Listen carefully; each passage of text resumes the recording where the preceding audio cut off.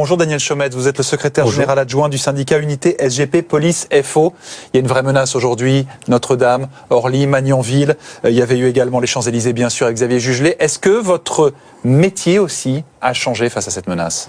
Oui, c'est d'une évidence absolue. On a vu des moments terribles, des scènes de guerre sur le territoire national, des fonctionnaires de police ou autres, enfin des fonctionnaires en uniforme qui sont la cible de terroristes et j'allais dire pas seulement, puisqu'on le voit aussi sur des manifestations et des agressions visant à avoir tué des policiers. Le métier évolue véritablement.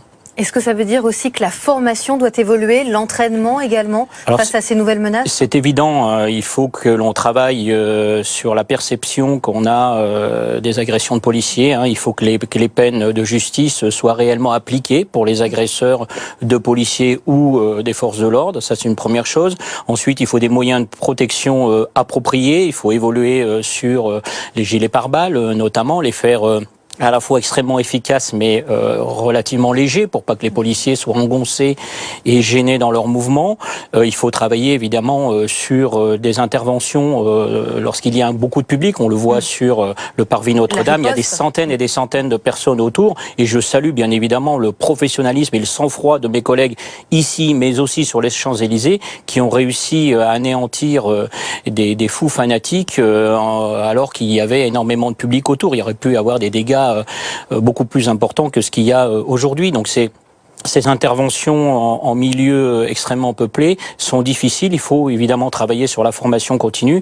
Il y a véritablement beaucoup de choses à faire. À une époque, quand on s'engageait dans la police, utiliser son arme, c'était hautement improbable. Désormais, c'est devenu possible. Est-ce que ça change aussi les choses? Alors il y a une évolution des choses, c'est inéluctable. D'abord parce que il est à signaler quand même que la légitime défense, les textes régissant la légitime défense ont évolué récemment.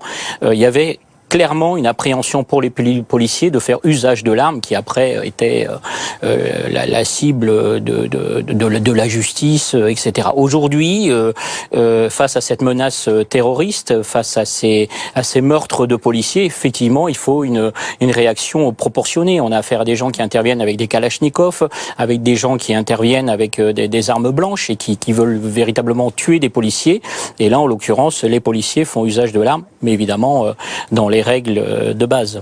On s'est habitué, en particulier à Paris, à avoir ces patrouilles de militaires, de policiers au quotidien dans la rue, ces patrouilles très statiques. Comment faire pour pas tomber dans la routine, pour pas se laisser surprendre? C'est ça qui est très complexe. Le risque zéro n'existe pas. Mes collègues aujourd'hui, mais comme les militaires, comme les gendarmes, comme les policiers municipaux, doivent faire l'objet d'une attention énorme. C'est extrêmement épuisant que de faire 8 à 10 heures sur la voie publique au milieu d'une foule dont on ne sait de quel côté va arriver le danger. C'est extrêmement prenant, extrêmement stressant et pour autant il faut faire preuve d'une vigilance absolue pour protéger nos concitoyens.